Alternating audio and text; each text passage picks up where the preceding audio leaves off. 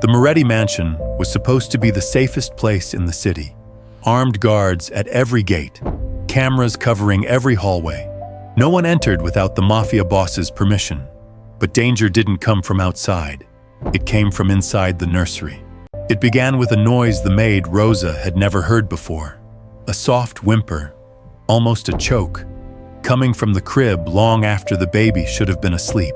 When she opened the door, she froze. The baby's blanket was on the floor.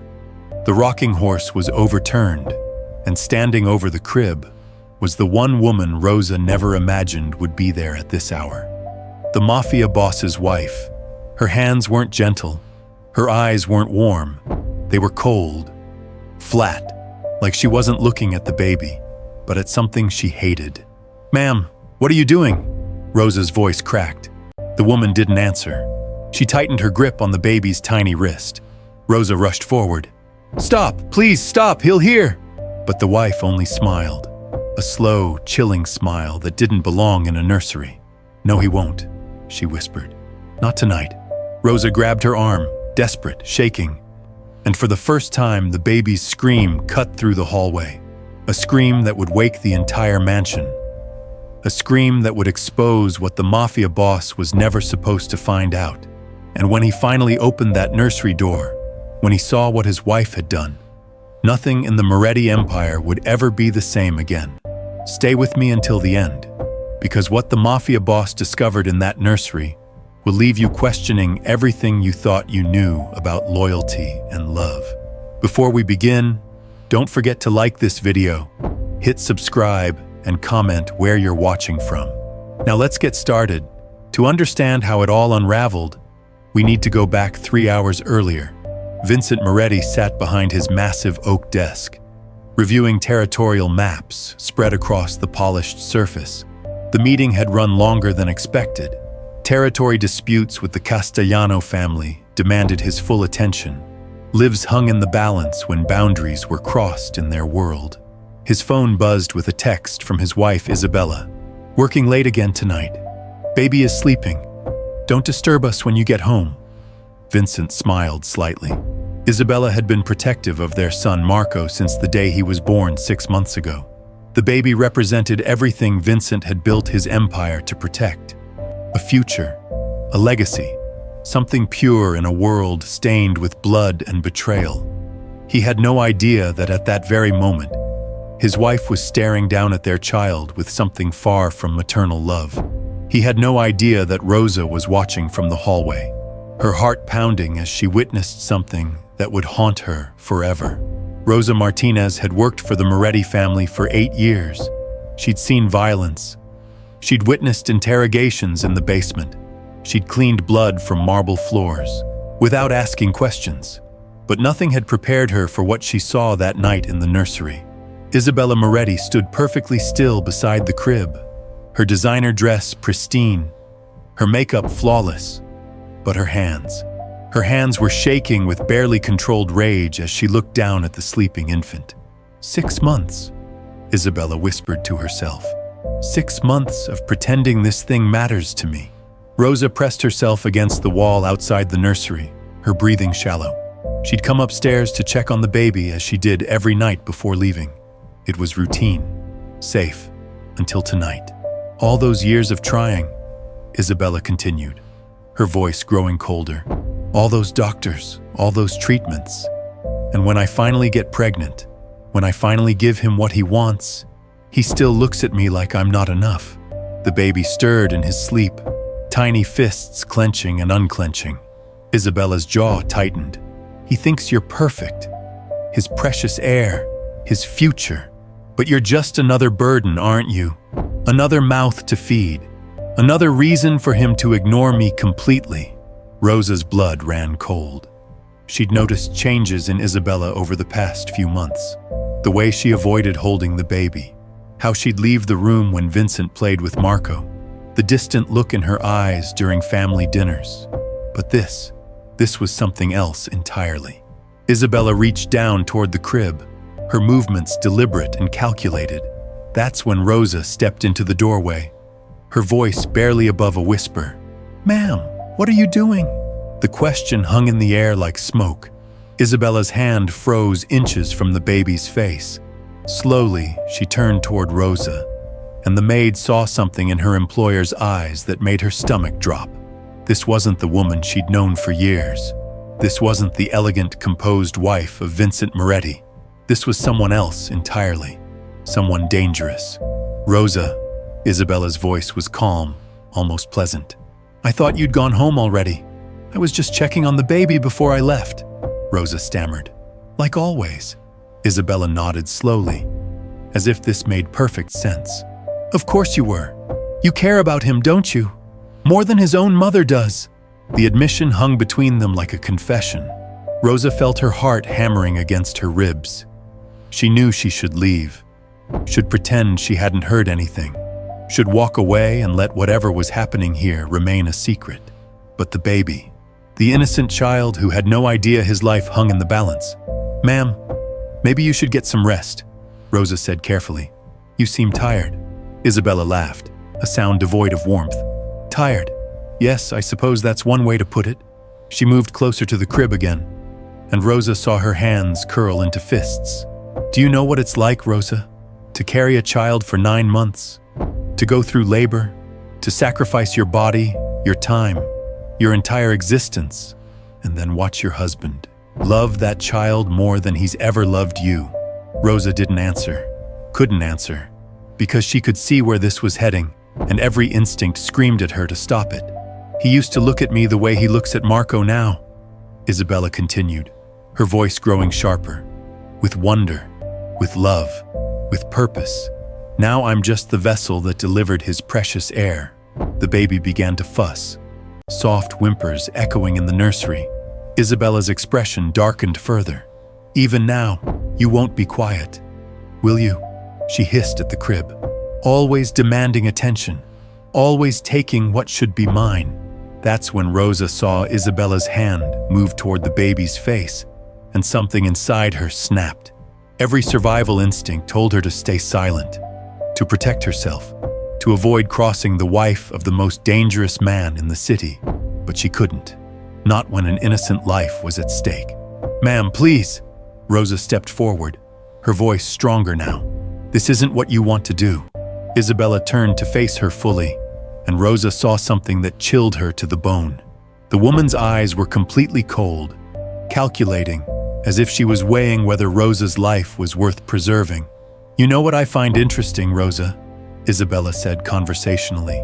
You've worked here for 8 years. You've seen things, heard things, and you've never once betrayed this family's trust. Rosa nodded slowly, unsure where this was leading. But tonight, Isabella continued, you're about to see something that will test that loyalty in ways you've never imagined. The words hit Rosa like a physical blow. She understood now. Isabella wasn't just having a moment of weakness or postpartum depression. This was planned, calculated, and Rosa had walked straight into the middle of it. You're going to hurt him? Rosa whispered, the reality crashing over her like ice water. Isabella's smile widened. Hurt is such a crude word, don't you think? I prefer to think of it as solving a problem. Vincent's attention problem, our marriage problem, my problem. Rosa's mind raced. The mansion was massive. Vincent's office was 3 floors down. The security guards were stationed outside, not inside the family quarters. No one would hear if she screamed. No one would come if she called for help. She was alone with a woman who had clearly lost all connection to reality. Think about what you're saying, Rosa pleaded, taking another careful step forward. This is your son, your flesh and blood. My burden, Isabella corrected sharply. My replacement in Vincent's heart. Do you know he hasn't touched me since Marco was born? Hasn't looked at me the way a husband should look at his wife. It's all about the baby now, the precious heir, the future of the Moretti name. The baby's whimpering grew louder, as if sensing the tension in the room. Isabella's face twisted with disgust at the sound. Even now, demanding attention, she hissed. Always crying, always needing something. Well, tonight the crying stops. That's when Rosa saw it. The small pillow in Isabella's other hand, partially hidden behind her back. The realization hit her like a sledgehammer. This wasn't going to be violent. It was going to look like an accident. Sudden infant death syndrome. A tragedy that would bring Vincent and Isabella together in their grief. "You can't," Rosa breathed, her voice barely audible. "The cameras. Vincent will see." Isabella's laugh was sharp and bitter. "The cameras in the nursery have been malfunctioning for weeks. Such a shame. Vincent keeps meaning to have them fixed, but he's been so busy with business. And you, Rosa, you'll tell him how devastated I was to find our baby had simply stopped breathing in his sleep." The cold calculation in Isabella's voice made Rosa's blood freeze. This woman had thought of everything, every detail, every possible question, every way to make herself look like a grieving mother instead of a killer. "I won't do it," Rosa said, finding strength she didn't know she possessed. "I won't lie for you. I won't help you murder an innocent child." Isabella's expression shifted, the mask of civility finally dropping completely. What remained was pure venom. "You'll do exactly what I tell you to do," she said, her voice low and dangerous. "Because if you don't, I'll tell Vincent you were stealing from us, that you were planning to sell information about our family to our enemies, that you were the one who hurt the baby when I caught you." Rosa felt the walls closing in around her. Isabella was right. Who would Vincent believe? His wife? The mother of his child? Or a maid with no family, no connections, no power? In Vincent's world, loyalty was everything, and betrayal was punished by death. "He'll never believe you," Rosa said. But even as the words left her mouth, she knew they weren't true. "Won't he?" Isabella tilted her head like a predator studying prey. "Vincent trusts me completely. He loves me. Well, he used to love me. And when I tell him through tears that I caught you hurting our baby, that I tried to stop you, but it was too late, he'll believe every word." The baby's cries grew more urgent, as if he could sense the danger surrounding him. Isabella's grip on the pillow tightened, and Rosa knew she was running out of time. In seconds, this woman was going to smother an innocent child, and there was nothing Rosa could do to stop her. Or was there? Rosa's eyes darted around the room, looking for something, anything that could help. The nursery was pristine, decorated in soft blues and whites, filled with expensive toys and furniture, but nothing that could serve as a weapon, nothing that could give her an advantage over a woman consumed by jealousy and rage. Then she remembered something Vincent had told her years ago during one of their rare conversations. He'd been drinking, unusual for him, and had spoken about the old days before he became the head of the family. "The difference between surviving and dying in this world," he'd said, "is knowing when to fight and when to run. But most importantly, it's knowing when to make noise." Knosti. That was it. Rosa's only chance was to create enough commotion to wake someone, anyone, who could intervene before it was too late. "You're right," Rosa said suddenly, her voice loud and clear. "Vincent will believe you. He always believes you, doesn't he, Isabella?" Isabella paused, confused by the sudden change in Rosa's tone and volume. "But here's what I find interesting," Rosa continued, projecting her voice even more. "You've been planning this for months, haven't you? Ever since Marco was born. Ever since you realized Vincent loved someone more than he loved you." "Shut up," Isabella hissed, but Rosa could see uncertainty creeping into her eyes. "That's why you disabled the cameras," Rosa pressed on, speaking even louder. "That's why you sent Vincent to that late meeting tonight. That's why you told him not to disturb you when he came home. You planned every detail of murdering your own child." "I said shut up!" Isabella's composure was cracking, her voice rising to match Rosa's.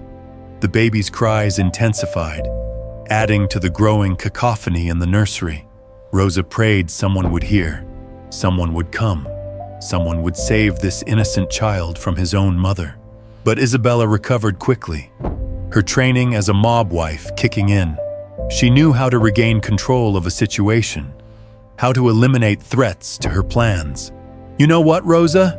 Isabella said, her voice dropping to a whisper that was somehow more terrifying than her shouting. I think there's been a change of plans." She moved toward the crib with purpose, but instead of reaching for the baby, she turned to face Rosa directly. "Maybe the story isn't that you hurt the baby," Isabella continued, circling Rosa like a shark. "Maybe the story is that you tried to kidnap him, that you were working with Vincent's enemies, that when I caught you, you attacked me, and in the struggle, the baby was accidentally hurt." Rosa's heart hammered against her chest as she realized Isabella was no longer just planning to kill the baby. She was planning to kill them both. "Two birds, one stone," Isabella mused, almost to herself. "The baby dies, removing Vincent's distraction, and you die, eliminating the only witness to what really happened." The pillow was still in Isabella's hand, but now Rosa noticed something else. A letter opener from the small desk in the corner. Isabella must have grabbed it while Rosa was focused on the baby. The blade caught the soft light from the nursery lamp, and Rosa understood that Isabella was prepared to make this look like a violent struggle. "The grieving widow," Isabella said with a twisted smile, "who fought bravely to protect her child, but couldn't save him from a treacherous employee. Vincent will comfort me through my grief. He'll hold me again. He'll love me again, because I'll be all he has left." Rosa backed toward the door, her mind racing for any possible escape. But Isabella was between her and the exit, and Rosa knew that even if she screamed now, even if someone heard, Isabella could kill both her and the baby before help arrived. The baby's cries reached a fever pitch, and Rosa realized something that chilled her to the bone. Those weren't just cries of discomfort anymore. Those were the screams of a child in pain. Isabella had already started. Rosa looked down at the baby and her blood turned to ice. Marco's tiny arm was bent at an unnatural angle. His wrist was already beginning to swell. Isabella hadn't just been threatening. She had already begun hurting him. "You broke his arm," Rosa whispered, her voice filled with horror. Isabella shrugged, as if discussing the weather. Children's bones are so fragile, so easy to snap when you apply just the right amount of pressure. The baby's screams intensified, echoing off the nursery walls. Rosa knew that sound would carry. Someone had to hear it. But the mansion was enormous, and the family quarters were isolated from where the guards patrolled. "He's in pain," Rosa said, reaching toward the crib. "Don't touch him," Isabella snapped, raising the letter opener. "You'll only make this worse for yourself." But Rosa couldn't stand there and watch an innocent child suffer. She lunged forward, not toward Isabella, but toward the baby. If she could get to Marco, maybe she could protect him. Maybe she could find a way to signal for help. Isabella moved faster than Rosa expected. The letter opener sliced through the air, catching Rosa's shoulder. Pain shot down her arm, but she didn't stop. She wrapped her arms around the baby, pulling him against her chest as gently as she could manage. "Let go of him," Isabella demanded, but Rosa shook her head. "You'll have to kill me first. That can be arranged." The two women faced each other across the nursery, Rosa clutching the crying baby, Isabella gripping the weapon. Time seemed suspended, as if the entire world was holding its breath, waiting to see what would happen next. That's when they heard it. Footsteps in the hallway. Heavy, purposeful footsteps that Rosa recognized immediately. Vincent was home early. Isabella's eyes widened with panic. This wasn't part of her plan. Vincent wasn't supposed to be here for another hour. The timeline she'd so carefully constructed was crumbling. "Put him back in the crib," Isabella hissed urgently. "Now. No. Put him back or I'll tell Vincent you attacked me, that you hurt the baby when I tried to stop you from taking him." Rosa looked down at Marco, whose cries had quieted to soft whimpers. His tiny face was red and swollen from crying. His injured arm cradled against her chest. She could feel his rapid heartbeat through his pajamas. The footsteps were getting closer. Vincent was coming up the stairs, probably drawn by the sound of his son's screaming.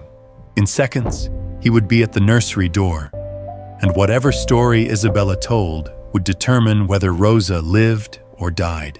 "Rosa," Isabella's voice took on a pleading tone. You know what Vincent does to people who betray this family. You've seen the bodies. You've cleaned the blood. Do you really want to end up like them? Rosa had seen the bodies. She'd mopped floors where Vincent's enemies had bled out. She'd scrubbed walls where their brains had been splattered. She knew exactly what happened to people who crossed the Moretti family. But looking down at the injured baby in her arms, she realized something profound. Some things were worth dying for. Yes, she said quietly. I do. Isabella's face contorted with rage. You stupid woman. You could have lived.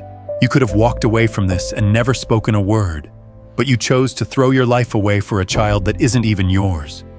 He's innocent. He's nothing. He's a tool Vincent uses to control me, to keep me trapped in this marriage while he builds his empire. But tonight, that ends. The footsteps reached the top of the stairs. Vincent was almost at the nursery. Isabella had seconds to decide her next move, and Rosa could see the desperation in her eyes. Vincent, Isabella called out suddenly, her voice taking on a panicked, fearful tone that Rosa barely recognized. Vincent, help me. Rosa's gone crazy. She's trying to take the baby. The footsteps quickened. Rosa heard Vincent's voice, sharp with concern. What's happening? She attacked me, Isabella continued, her voice breaking with manufactured tears. I caught her in the nursery with Marco. I think she was trying to kidnap him. When I tried to stop her, she grabbed that letter opener and cut me. Rosa looked down and saw blood on Isabella's arm. Not from the letter opener Rosa had never touched, but from small cuts Isabella must have made on herself while Rosa was focused on the baby. Even in her panic, Isabella was thinking ahead, creating evidence to support her lies. The nursery door burst open. Vincent Moretti stood in the doorway, his dark eyes scanning the scene. His gaze moved from Isabella, tears streaming down her face and blood on her arm, to Rosa, holding his son with what looked like a weapon nearby on the floor where Isabella had dropped it. Rosa, Vincent's voice was deadly calm. Put my son down. Rosa felt her world collapsing. Everything looked exactly as Isabella had planned. A hysterical wife with visible injuries. A maid holding the baby defensively. A weapon on the floor. And Marco's cries providing the perfect soundtrack to Isabella's performance. Sir, it's not what it looks like, Rosa began, but Vincent raised his hand to silence her. I said, put my son down. Rosa knew she had one chance. One moment to make Vincent see the truth before Isabella's lies became reality. But how could she prove what had really happened? How could she make him believe her over his own wife? Then she remembered something Isabella had overlooked in her careful planning. Sir, Rosa said, her voice steady despite her terror. Look at your son's arm. Vincent's eyes narrowed as he focused on the baby in Rosa's arms. For the first time, he noticed Marco's swollen wrist, the unnatural angle of his tiny forearm. What happened to him? Isabella jumped in quickly. She grabbed him so roughly when I tried to stop her. I think she might have hurt him when she was trying to get away. But Vincent was moving closer now, his trained eye examining his son's injuries. Rosa could see him calculating, thinking, trying to make the pieces fit together. Rosa, Vincent said slowly, how long have you been in this room? I came to check on Marco before going home, just like every night. When I got here, I found your wife standing over his crib. She had already hurt him. She's lying, Isabella said quickly. I heard the baby crying and came to check on him. That's when I found her here. Vincent looked between the two women, his expression unreadable. Rosa knew he was processing every detail, looking for inconsistencies, searching for the truth. In his world, the wrong decision could mean death. Isabella, Vincent said finally, show me your injuries. Isabella held up her arm, displaying the shallow cuts she'd made on herself. She came at me with that letter opener. I barely managed to get away. Vincent nodded, then turned to Rosa. And you claim my wife did this to our son? Yes, sir. I saw her break his arm with my own eyes. Vincent studied both women for a long moment. Then he did something neither of them expected. He pulled out his phone and made a call. Dr. Castelletti, I need you at the house immediately. My son has been injured. Isabella's face went pale. Vincent, what are you doing? We should call the police, not a doctor. Dr. Castelletti is a forensic pediatrician, Vincent explained calmly. He can tell us exactly how Marco was injured, the angle of force, the type of pressure applied, whether it was accidental or intentional. Rosa felt a surge of hope. Isabella had been so focused on creating her cover story that she'd forgotten about the physical evidence. A broken bone would tell its own story to the right expert. That's not necessary, Isabella said quickly. I saw what happened. Rosa grabbed him too roughly when I tried to take him from her. Then the doctor will confirm your story, Vincent replied, his eyes never leaving his wife's face. Won't he? For the first time since Rosa had known her, Isabella looked genuinely afraid. The color drained from her cheeks, and her hands began to shake. Vincent, you're being ridiculous. Why would you trust a maid over your own wife? Because, Vincent said quietly, in 8 years, Rosa has never lied to me. She's never stolen from me. She's never betrayed this family's trust. Can you say the same? The question hung in the air like a blade. Rosa saw Isabella's carefully constructed facade beginning to crumble. The woman who had seemed so confident, so in control, was starting to panic. What are you saying? Isabella whispered. I'm saying that Dr. Castelletti will be here in 20 minutes. And when he examines our son, we'll know exactly what happened in this room tonight. Isabella's breathing became rapid and shallow. Rosa could see her mind racing, trying to find a way out of the trap that was closing around her. You can't seriously believe I would hurt our own child, Isabella said, but her voice lacked conviction. Vincent took a step closer to his wife. 3 months ago, you told me you were thinking of hiring a new nanny because you didn't think Rosa was qualified to care for Marco. Last month, you suggested we send him to stay with your mother for a few weeks because you needed a break. 2 weeks ago, you mentioned how much easier our lives would be if we didn't have to worry about a baby. Each statement hit Isabella like a physical blow. Rosa realized Vincent had been watching, listening, remembering. He'd noticed the same changes in his wife that Rosa had seen. Those were just passing thoughts, Isabella protested. Every new mother has moments of doubt. Maybe, Vincent agreed. But most new mothers don't disable the security cameras in their child's nursery. Isabella went completely still. Rosa felt her heart stop. Vincent knew about the cameras. You knew, Isabella breathed. I've known for 2 weeks. I was waiting to see what you were planning. The admission hung between them like a death sentence. Isabella had been caught in her own web of lies, and there was no escape. Vincent, please, Isabella began, but he cut her off. 20 years I've known you. 20 years I've trusted you with my life, my secrets, my empire. And tonight, I find out you were planning to murder our son. I wasn't going to murder him, Isabella said desperately. I was just angry. I wasn't thinking clearly. You disabled security cameras. You planned Vincent's late meeting. You prepared a cover story. That's not anger, Isabella. That's premeditation. Rosa watched as the last of Isabella's composure finally shattered. The woman collapsed into a chair, her face buried in her hands, sobbing uncontrollably. You don't understand, Isabella cried. You stopped loving me the moment he was born. I became invisible to you. The only thing that mattered was your precious heir. Vincent's expression didn't soften. So you decided to eliminate the competition. I just wanted my husband back. I wanted the man who used to look at me like I was his entire world. By killing our child. The words echoed in the nursery like gunshots. Isabella looked up at Vincent, and Rosa saw something die in her eyes. The last hope. The final desperate plea for understanding. What happens now? Isabella whispered. Vincent was quiet for a long moment, studying the woman he'd been married to for 5 years. The woman who had shared his bed, his secrets, his life. The woman who had just tried to murder their son. When he finally spoke, his voice was cold as winter. Now you disappear. Isabella's face went white as bone.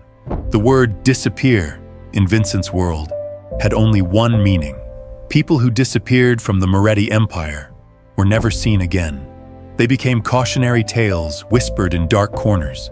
They became lessons for anyone who thought about betraying the family. "Vincent, please." Isabella's voice broke. "I'm your wife, the mother of your child.